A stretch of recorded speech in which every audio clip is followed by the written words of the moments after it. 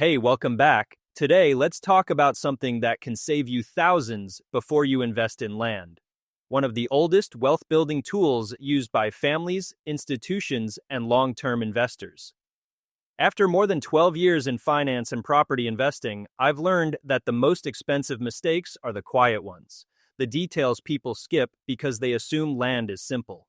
My goal in this section is straightforward: walk you through each factor I personally review before I ever put money into a parcel of land. These aren't theories or secondhand advice. These are the exact steps I follow myself, the same checklist I've refined through real transactions, real mistakes, and real wins. Here's what I check before committing a single dollar to this. Understand the wealth mindset. Most new investors look at land and think, there's nothing on it. Wealthy investors look at land and think, there's nothing that can break on it. I always start by checking whether a piece of land fits a long-term mindset rather than a quick flip. Land tends to grow quietly over time, often following regional population trends or infrastructure expansion. When I review potential parcels, I ask myself whether I'm buying this for stability or speculation. The difference matters because it shapes every decision that follows. This isn't about being cautious for caution's sake. It's about aligning your investment with the timeline that land naturally rewards. Land doesn't produce monthly rent like an apartment building. It doesn't generate dividends like a stock portfolio.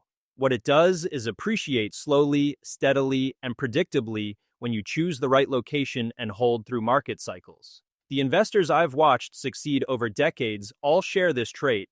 They think in years, not quarters.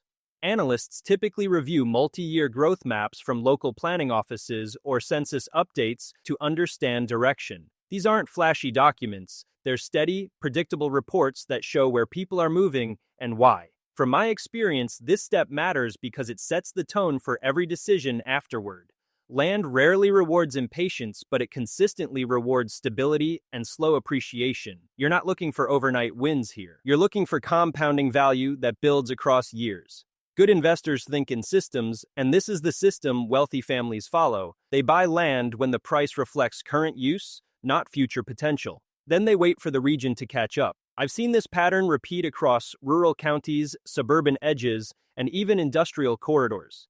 The investors who profit aren't the ones chasing deals. They're the ones who understand that land appreciates through time and infrastructure, not through speculation. When you slow down and verify the fundamentals, you're not guessing, you're measuring. That mindset alone separates long-term wealth builders from short-term gamblers. The beauty of this approach is its simplicity. You're not trying to time the market or predict the next boom. You're positioning yourself in the path of predictable growth and letting time do the work. That's the wealth mindset, patient, deliberate, and grounded in patterns that repeat across decades. Now that you have the mindset, let's look at what drives actual value on the ground. Study local growth.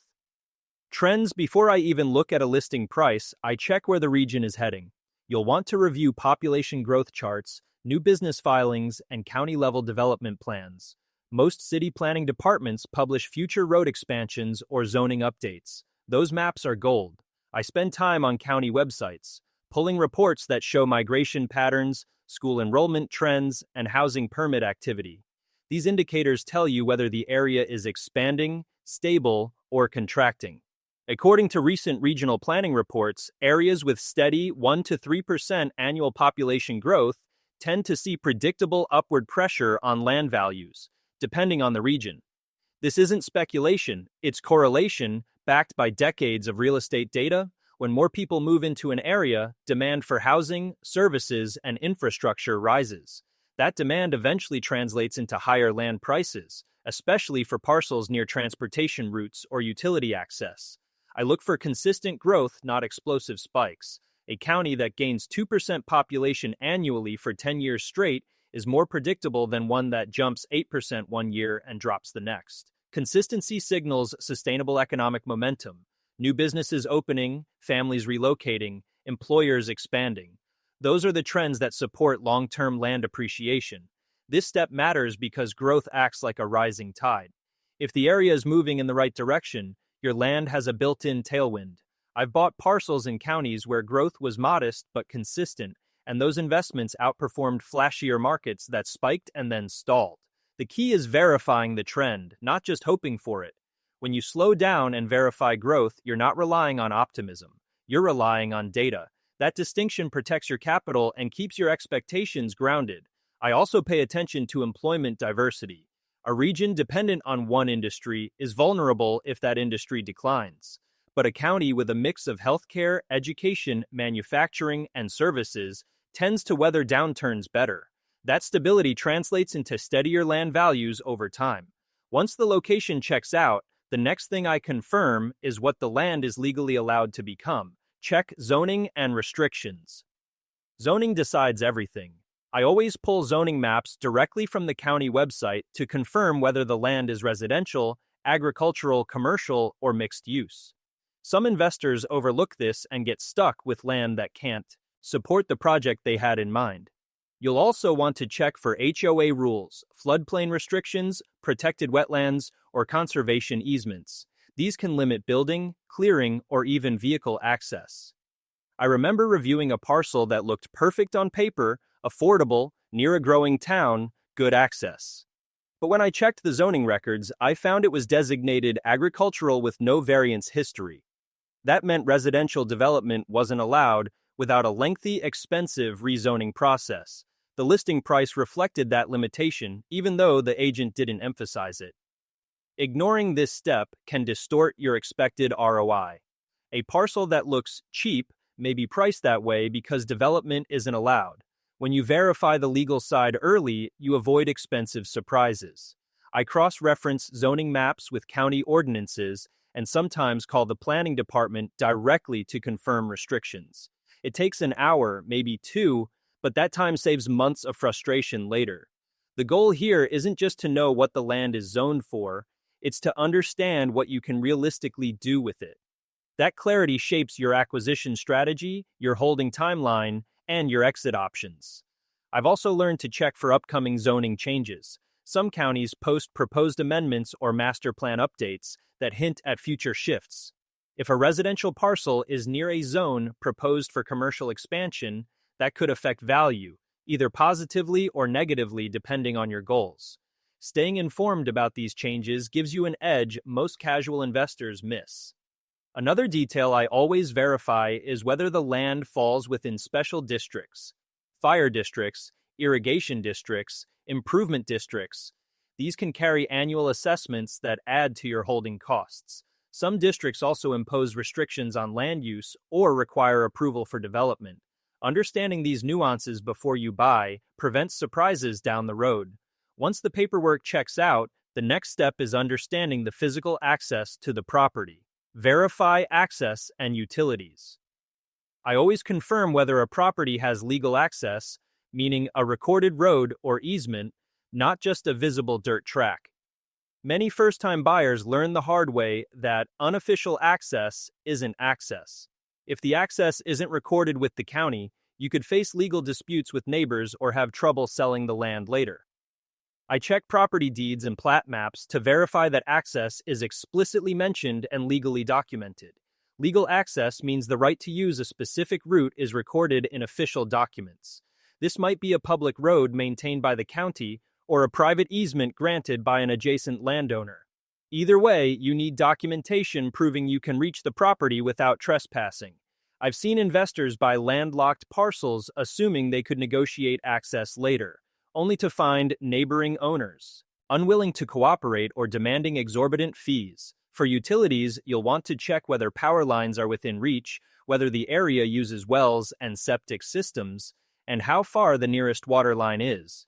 Utility extension can cost anywhere from a few thousand to tens of thousands depending on distance and terrain. I've seen parcels where connecting to the power grid required trenching across a quarter-mile of rocky soil. The cost alone made the project unviable. From my own experience, this step protects investors from underestimating the true cost of turning raw land into usable land. When you verify access and utilities up front, risk becomes measurable, not mysterious. I make calls to local utility providers, check service maps, and sometimes visit the site with a contractor to get rough estimates. That effort gives me a realistic picture of what development will actually cost, not what I hope it will cost. I also investigate water availability. In rural areas, drilling a well can cost $5,000 to $15,000 depending on depth and local geology. Some regions require permits or impose restrictions on groundwater extraction. Understanding these requirements before you buy helps you budget accurately and avoid regulatory surprises. For properties relying on septic systems, I check soil percolation reports if available. Poor drainage can make septic installation expensive or even impossible. County health departments often have records of past percolation tests or soil surveys that give you insight into feasibility. Taking the time to verify these details protects you from buying land that looks buildable but isn't. Once access is clear, I shift to the ongoing cost side of ownership. Research taxes and holding costs. Land feels simple, but holding costs still matter. I start by checking property taxes through the county assessor's website. Rural land might be a few hundred per year, while land near cities could be several thousand depending on zoning and school districts. Some regions also require brush clearing or maintenance, which can add seasonal costs. Investors typically cross-check tax rates with nearby parcels of similar size to get a working estimate.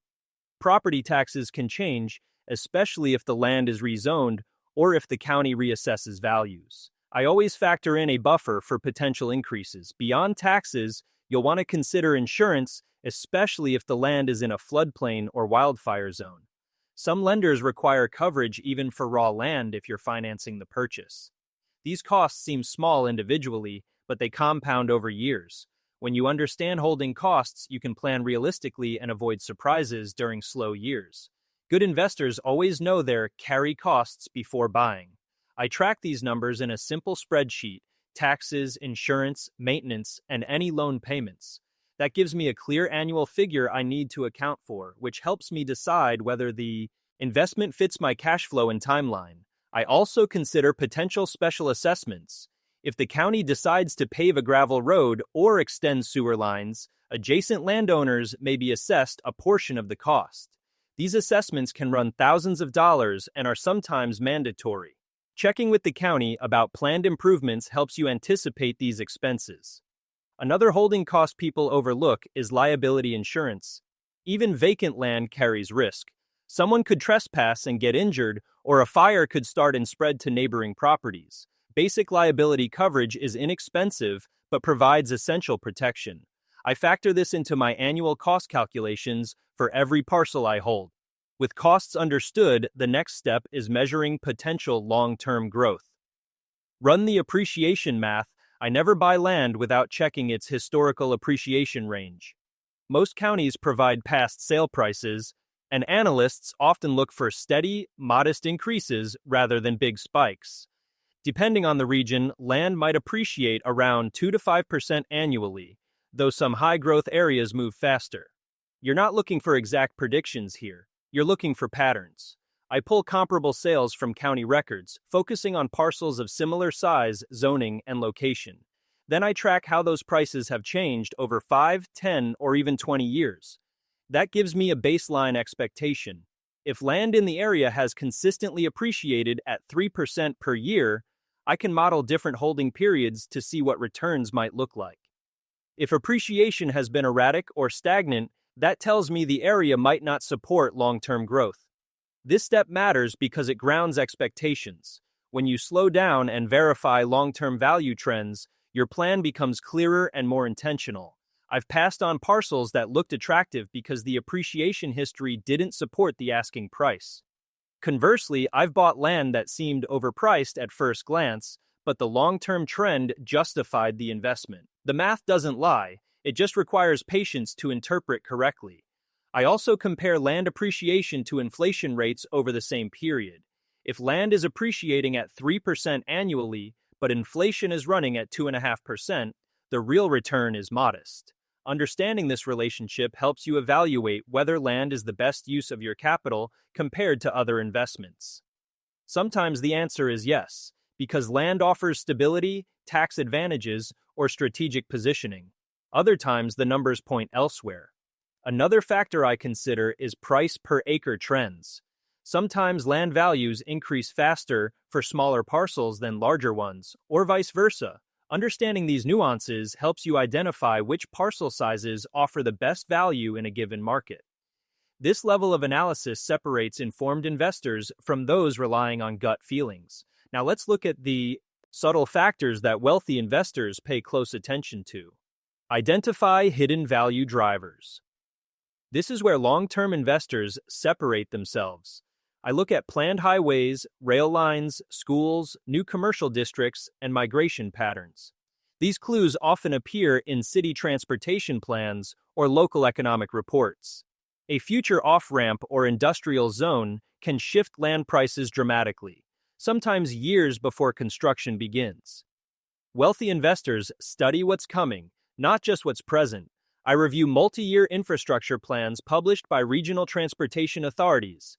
These documents outline road expansions, transit projects, and utility upgrades.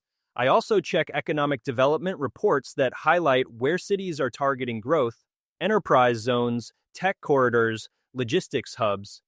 These projects take years to complete, but savvy investors position themselves early when land prices still reflect current use rather than future potential. By checking these drivers early, you see value before the crowd does. Smart investing is often about noticing the quiet signals others skip. I've bought parcels near planned highway interchanges that tripled in value once construction began.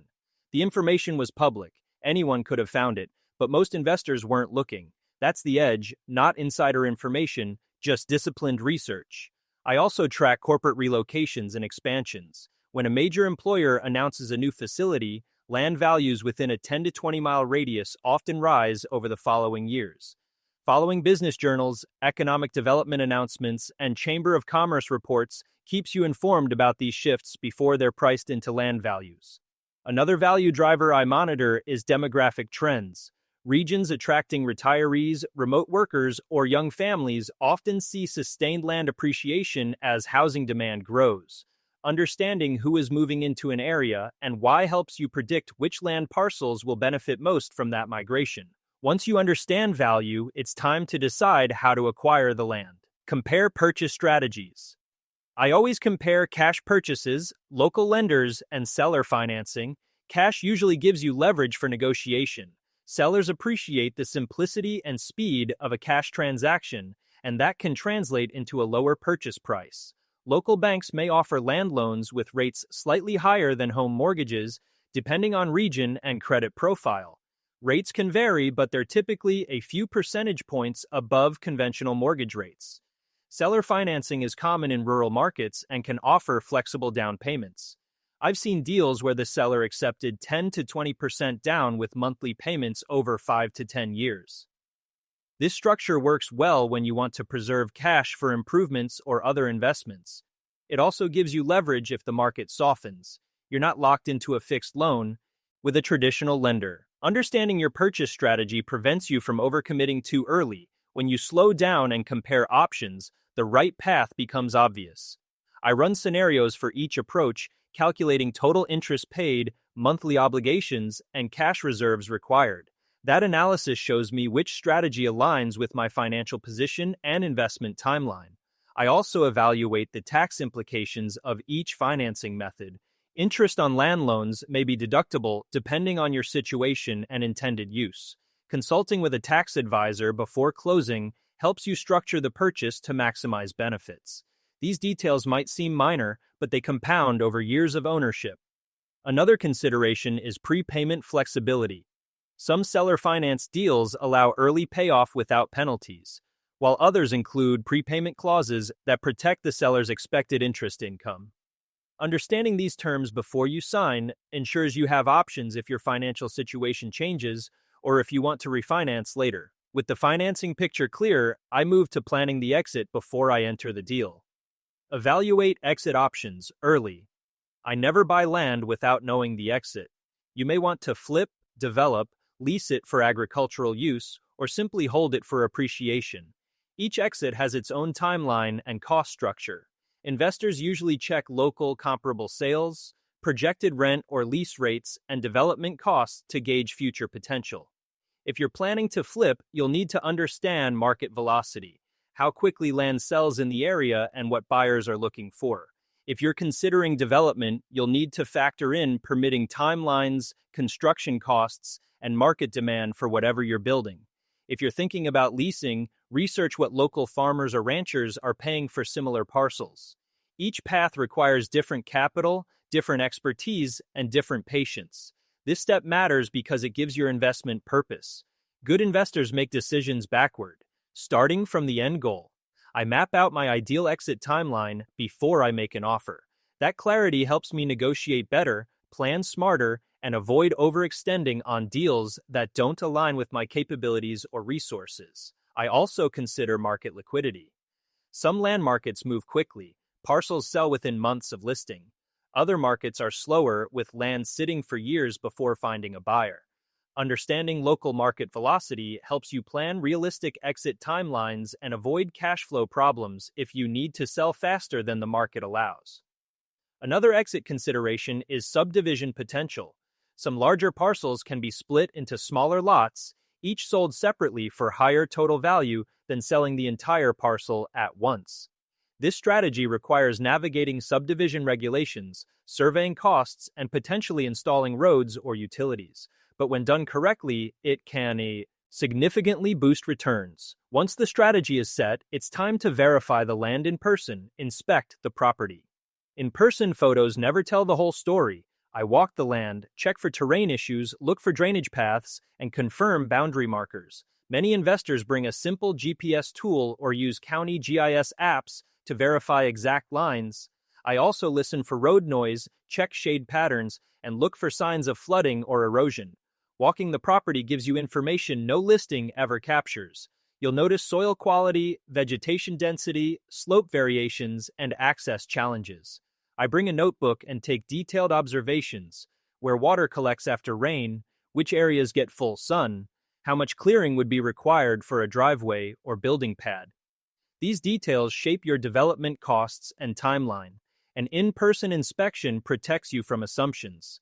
When you walk the land yourself, you understand it in a way no listing ever shows. I've walked parcels that looked perfect online but had steep grades, wet soils, or boundary disputes visible only on the ground. That first-hand knowledge is irreplaceable. It's the difference between buying a concept and buying a real piece of earth. I also pay attention to neighboring properties. Are they well maintained or neglected? Are there signs of illegal dumping or unpermitted structures? The condition of surrounding land affects your property's value and your experience as an owner. Walking the area gives you context photos never provide. Another detail I check during site visits is cell phone reception and internet availability.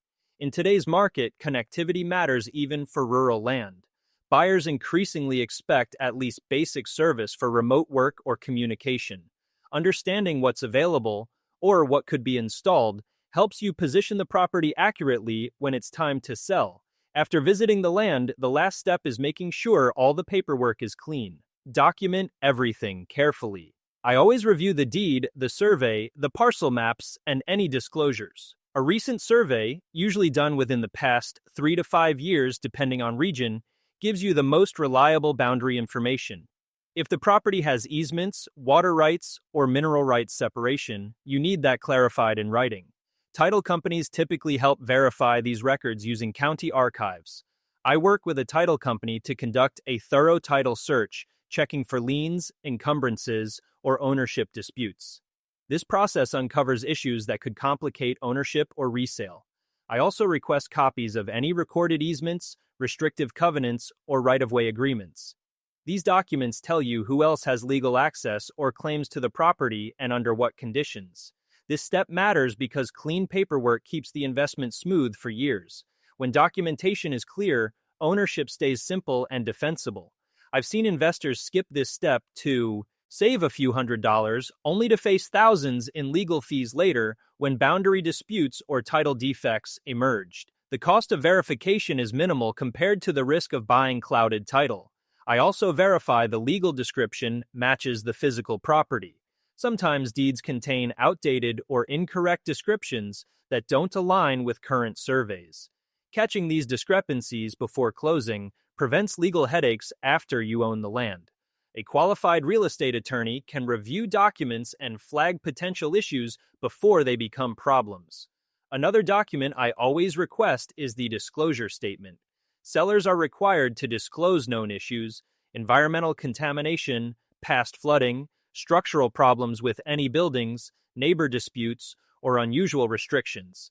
Reading disclosures carefully sometimes reveals red flags that warrant deeper investigation or give you negotiating leverage if issues exist. In the next part of this guide, we'll look at how to compare two land deals side by side so you can choose the stronger investment with confidence. Reflective closure. Every step in this process serves one purpose: removing uncertainty. Land investing rewards patience, not impulse. It rewards verification, not assumption. The investors who succeed over decades aren't the ones chasing the next hot market. They're the ones who understand that every number, every document, every site visit is a piece of a longer story. That story unfolds slowly, through infrastructure, through migration, through the quiet accumulation of value that compounds when you hold the right asset in the right location. When I review a potential land purchase now, I move through these steps methodically. I don't rush, I don't skip sections because they feel tedious. Each checkpoint protects capital, clarifies risk, and builds confidence. That confidence isn't arrogance. It's the result of doing the work others avoid. The strongest portfolios aren't built in excitement. They're built in confirmation, in the discipline of checking twice, in the wisdom of letting time be the multiplier. Land investing isn't glamorous. There are no ribbon cuttings, no tenant calls, no maintenance emergencies. What you get instead is simplicity, ownership of something tangible, something finite, something that grows with the communities around it. When you follow these 11 steps, you're not just buying land, you're positioning yourself in the path of predictable growth, protecting yourself from avoidable mistakes, and building wealth the way families have done for generations. Every number, every note is a piece of a longer story, steady, patient, and true.